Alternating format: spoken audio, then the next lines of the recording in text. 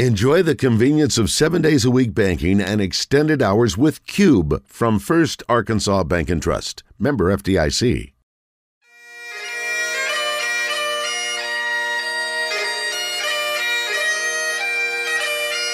It's time for From the Short Grass with Trey Schaap, a golf podcast for those who love golf, struggle with golf, and just like to enjoy the outdoors and fellowship with friends, all while chasing a ball around trying to put it in a 4 1/4 inch diameter hole.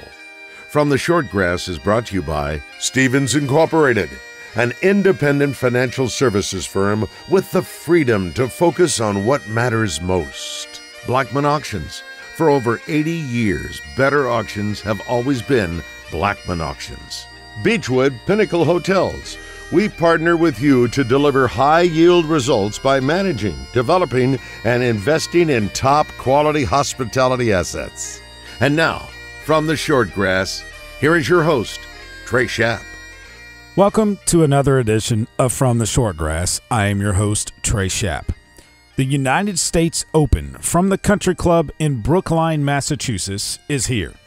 There are plenty of storylines to try and follow this year.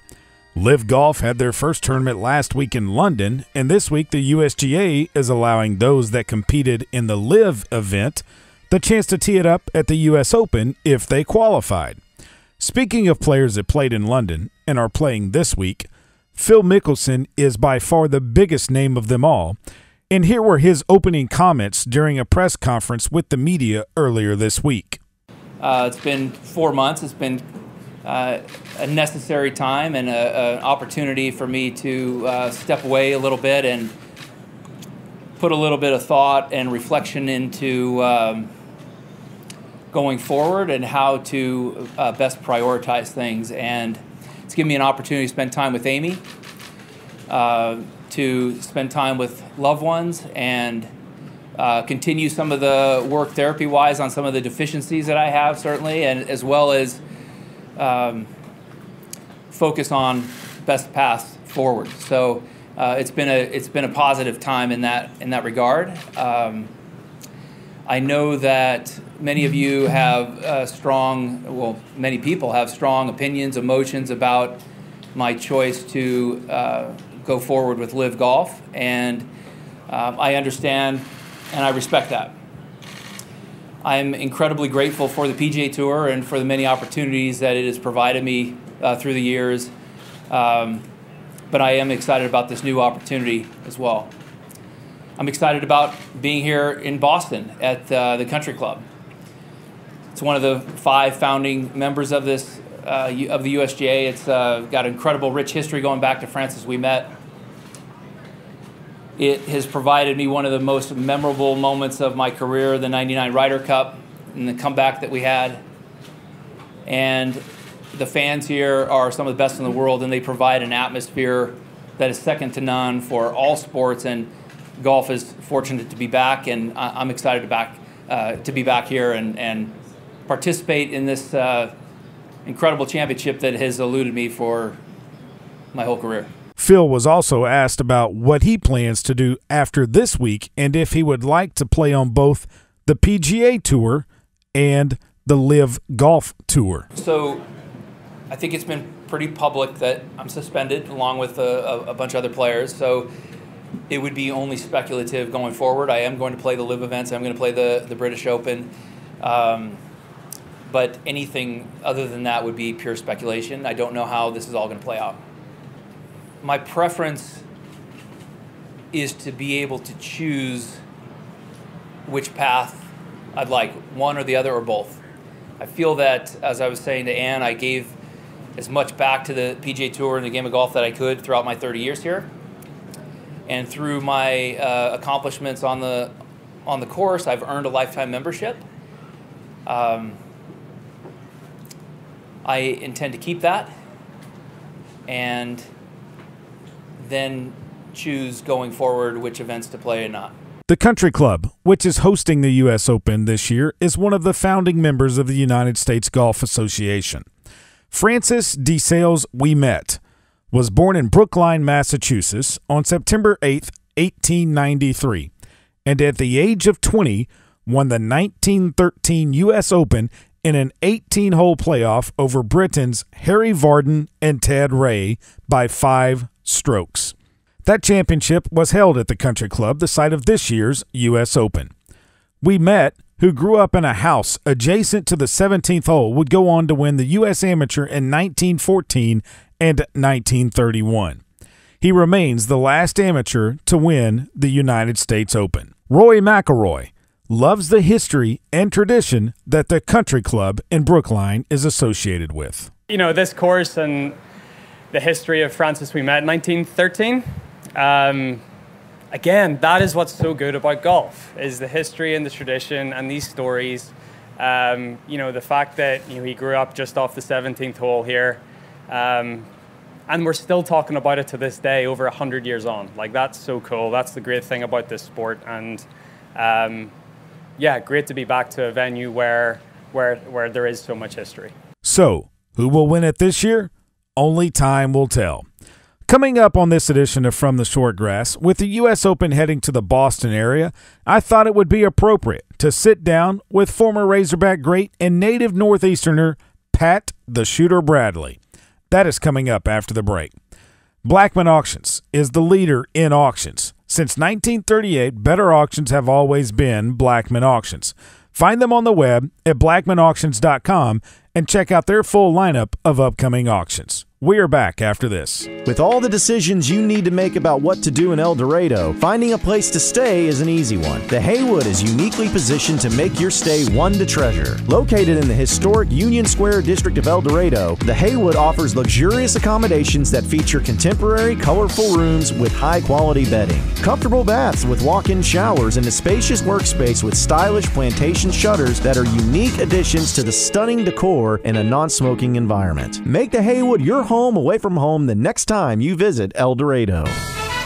This is Thomas Blackman with Blackman Auctions. The economy is changing slowly but surely. The market is slowing down in a gradual slide. Not an emergency yet, the sky is not falling, but a change is coming. When times are good, auctions make buyers compete to buy at the highest market value. When the economy gets tough, auctions force buyers to make a purchase decision. Either way, auctions get the highest return for a seller and a strong deal for a buyer. With an experienced auction company, it's a simple process. Go to blackmanauctions.com for more information. Since 1938, better auctions are Blackman Auctions. Welcome back to this edition of From the Shortgrass. Pat Bradley was born in Everett, Massachusetts, and how he ended up in Arkansas is still a mystery to some. He was a star for Nolan Richardson and the Razorback basketball team, setting multiple records for his shooting ability. The Shootah, as some affectionately call him, sat down with me recently to talk golf. On the tee, the Shootah, Pat Bradley. Pat Bradley, welcome to From the Shortgrass. What's up, Trey? Good to see you, Shootah. Good to see you, man. I'm glad to be back, just for short period of time this time, but I'll be coming back more often. Got some things cooking here in Central Arkansas with some basketball clinics and things. So I'm excited, man. It's good to see you. Need to bring your clubs next time so we can go play. Well, they got stolen. I still haven't replaced them. No. I need to get fitted, so set me up with who can fit me. We can find someone to fit you, but you have got – okay, we have to start with this story. First of all, when did you start playing golf? Well, the first time I can remember, I think we must have been like – well, I played mini golf my whole life, Okay. I mean, we had this big old dinosaur. We used to hit it through the dinosaur. Putt, maybe we call it mini golf. But I guess it must have been, I don't know, I might have been either like a senior in high school, first time we got on a course. My grandfather went and bought a set of Dunlop golf clubs from a store called Bob's Discount. Really? Oh, buddy, you could get anything from raw oysters to golf clubs to a tire at Bob's Discount. Okay, it was Walmart before Walmart. Okay. So we go out there and we're hacking it up. But we have one set of clubs and there's like 4 of us. And y'all are all sharing the clubs. All hacking. My grandfather, every time we would hit from the tee, he would go and he would collect tees at the tee box because he thought this is saving money. This is valuable. So other people leave their tees. He had a whole big pile of tees. So that was the first time. And then when I got to college, I was introduced to Larry Slamans. the director of the police, University of Police. Okay. Great man, loves golf. He has. When you say you were introduced to him, you weren't picked up by him and introduced to him. No. Okay. He was a great sports fan, so he was at all the events, basketball, and I became really close friends with a golfer named Rich Morris, who we ended up being roommates my junior and senior year in college. Okay. So I actually moved into the golf house. So there's a red house in Fayetteville, out near the old Hastings, out near way down College. Yeah. Down near the mall, almost near Herman's. I could walk to Herman's Ribs. Oh, there you go. So there was this golf house, red house. I think one of the golf coaches might have owned it, and he rented it to the players. So when Tag Ridings moved out, yeah, you moved in. And Tag remembers this.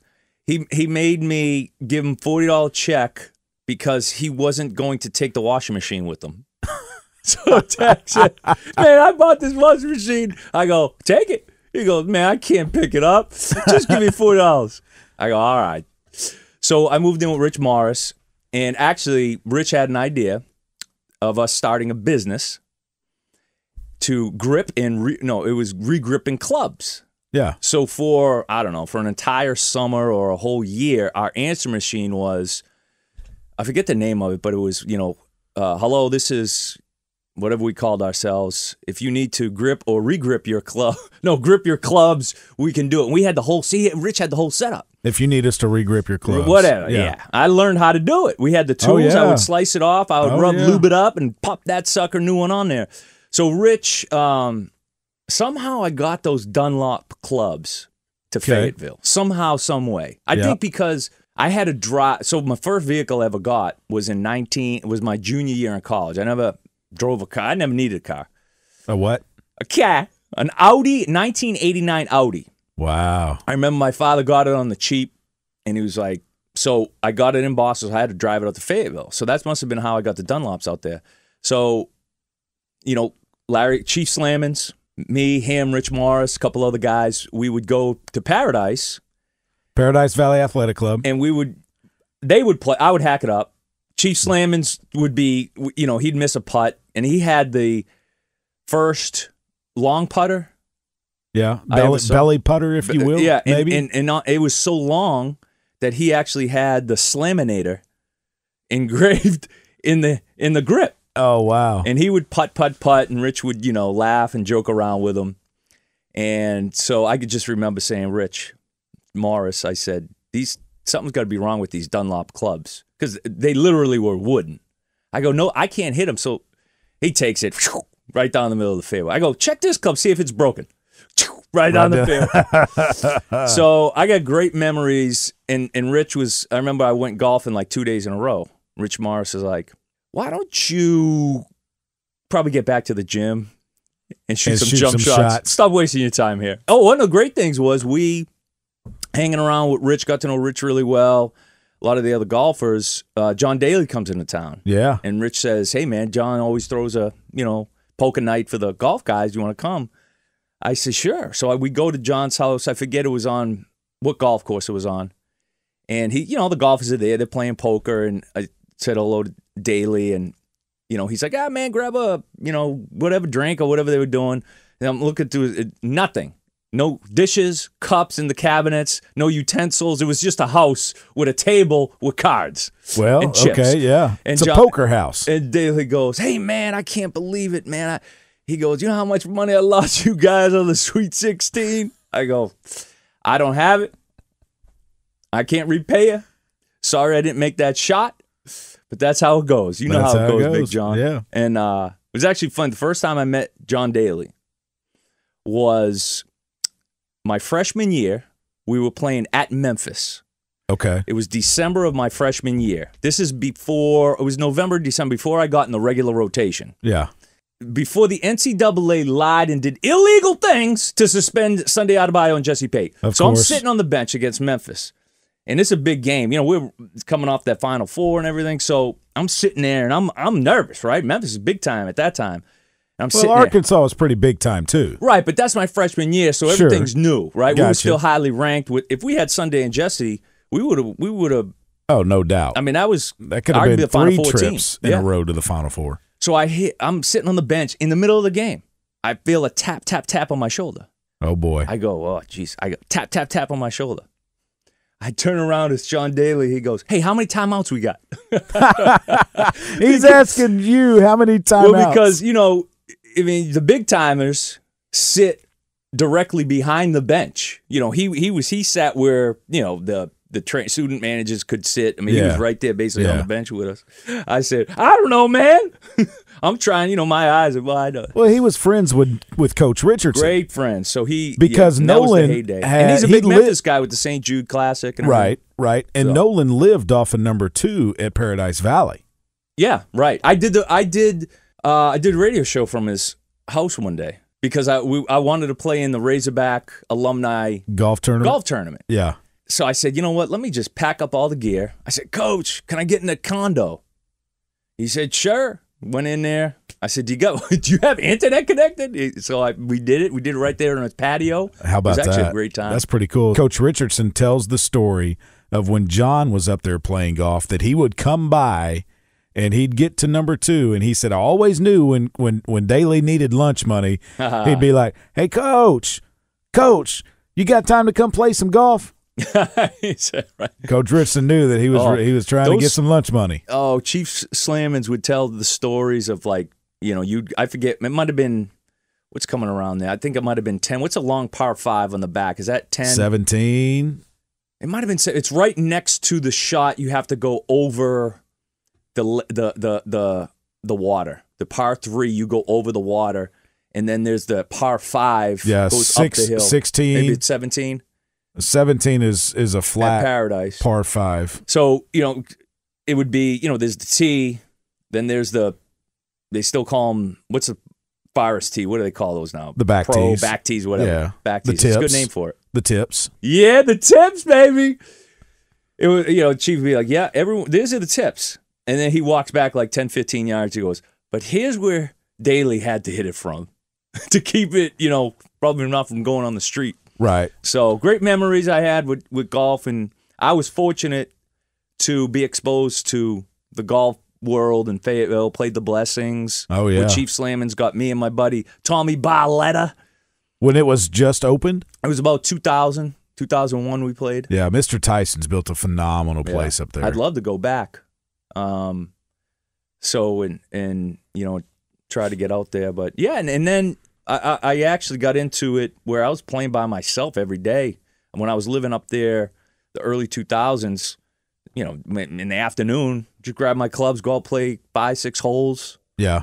And on one of Mr. Lindsay's courses, I got the the binoculars to tell how far your shot was. I had all the clips. You're a little rangefinder, man. I had a rangefinder, man. I had all these and I had the Titleist Boston Red Sox 2007 from Simon Hewitt 2007 limited edition golf bag. Somehow I got an Alotian clip. How did you get that?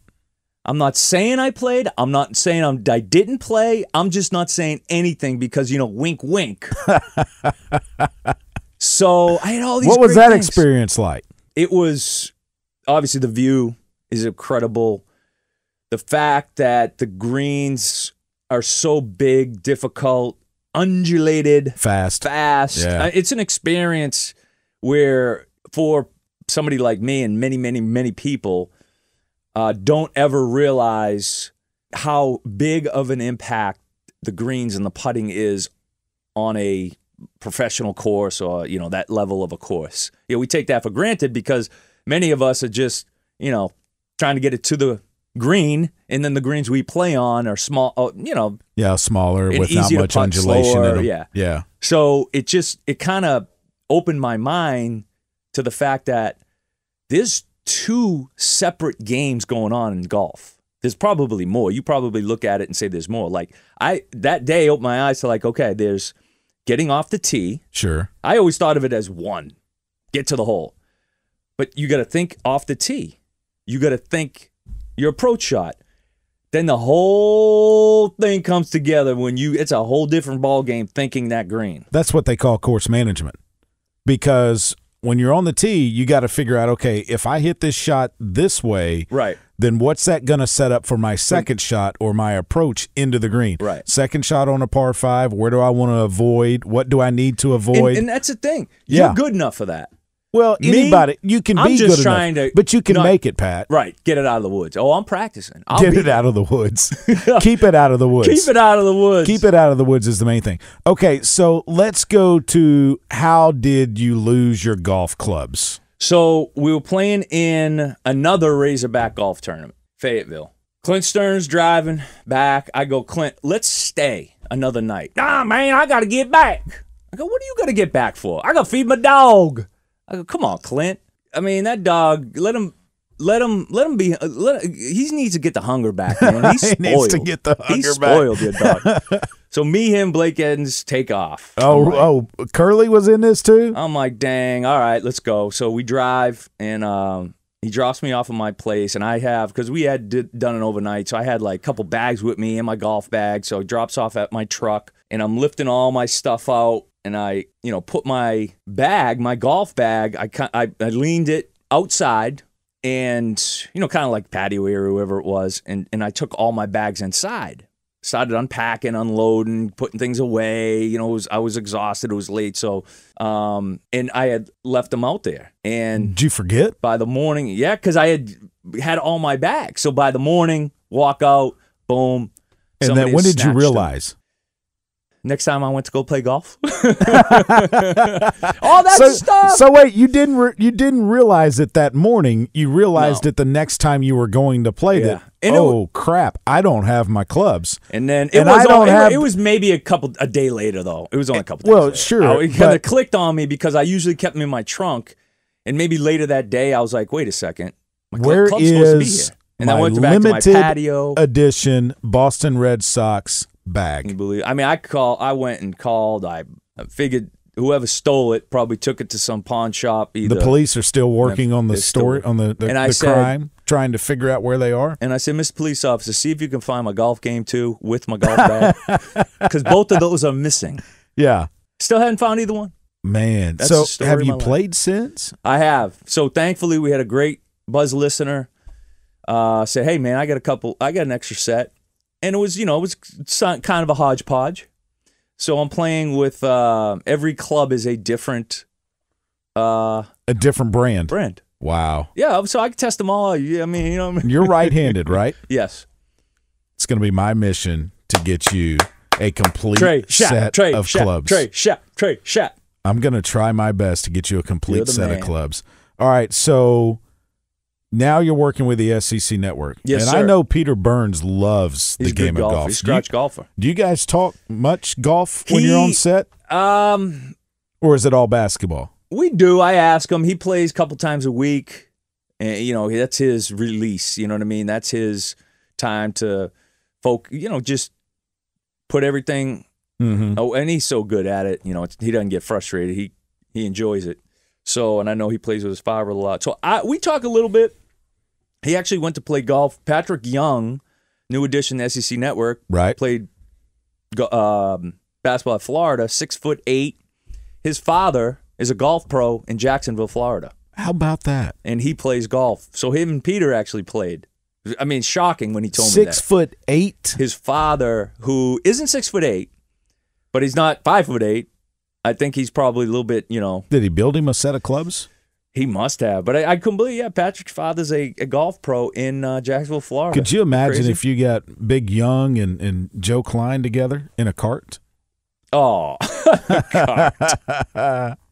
What that would look like? That ain't working. The clubs would be too high for the dang roof. Yeah.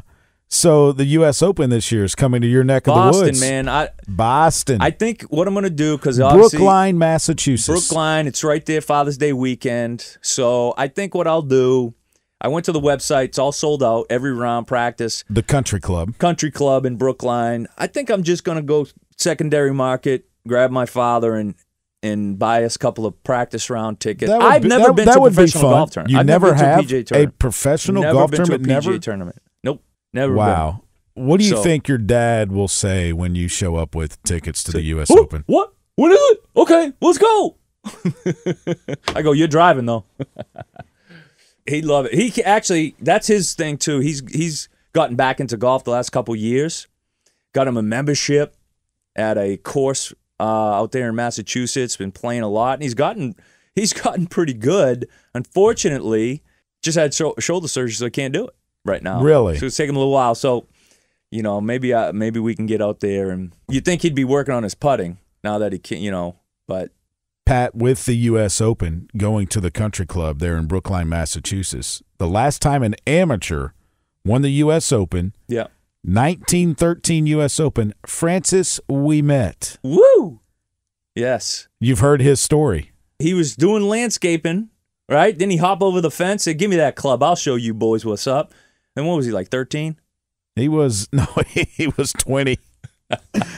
He was 20 when he won, but he won in an 18-hole playoff, and he finished 5 shots ahead of Varden and Ted Ray, who were both British. Okay. And so take that, Brits. Yeah. Yeah. One for the good old U.S. of A. How about that? Francis Ouimet. There you go. Ouimet. Favorite golf course you've ever played? I won't say I did play it. I won't say I didn't play it. I know where you're going. Ocean is a great course. Okay. Fantasy foursome. You and 3 other players, living or deceased. Who would you like to be in your fantasy foursome? I really would want golfers. No offense to any of my people out there, but maybe Francis Jack, Arnie, Ouimet, since he's from a Bostonite. He was born in Brookline. No. Jack, Tiger, and John Daly. Jack. I mean, we're talking golf here. Yeah. Right. Okay. I mean, you've got Daly, who's going to be able to bring everything together with his stories. Right. He's going to be serving the John Daly mixture cocktails. Tiger's Tiger. Jack is Jack. I mean, how can you go wrong? Now, I apologize. I'll invite anybody to walk with us to watch and listen. Somebody one of my buddies could carry my clubs. My brother can carry my clubs. My father can carry my clubs if they want. But I'm playing with those 3 dudes. Okay. And where are you going to play? I guess it's got to be Augusta or Pebble Beach. Yeah. Those are the 2 courses. Well, not really Augusta, but Pebble Beach. Growing up, we played the video games, DJ Tour, whether it's Tiger Woods, all those. So, you glamorize those courts. Pebble Beach was always a big one, and so either Pebble or Augusta. Pat, man, thanks for the time. You the man. Good to see you. Did I do it? From the short grass. Clubs are on their way. Yeah. Beechwood Pinnacle Hotels. Matthew Allen, Blair Allen, BP Hotels. You can find them on the web, bphotels.com. Look at all of the properties that they manage. If you need a place to stay, go to bphotels.com first before you select your next overnight stay and try them out. I guarantee you will be impressed. This is Thomas Blackman with Blackman Auctions. You all know by now I'm not a good golfer, but my son loves the game and he and I have been playing more. I've got my score down to, I've quit playing a scramble on every hole. I'm using the bunker rake much less than I used to, and a lot of the time I hit my drives past the women's tee box. All of my success in golf can directly be tied to me listening to From the Short Grass. Without it, I would not be the golfer I am today. Trey, you owe me $20 for that. Trey knows golf, I know auctions. Come see us at BlackmanAuctions.com. Since 1938, better auctions are Blackman Auctions. Strength is measured not by the number of accounts. Strength is placing value on relationships. It's having the vision and the guts to invest in growth. It's the commitment to responsibly manage your money. At Stephens, we believe that our strengths build success, not only for us, but for our clients. Stephens, member NYSE, SIPC.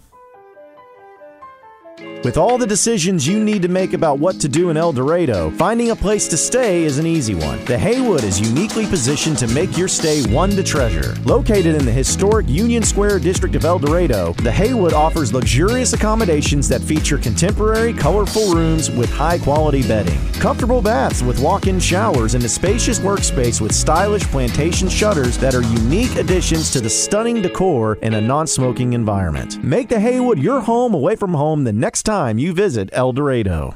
That will do it for this edition of From the Short Grass. Thanks as always for listening.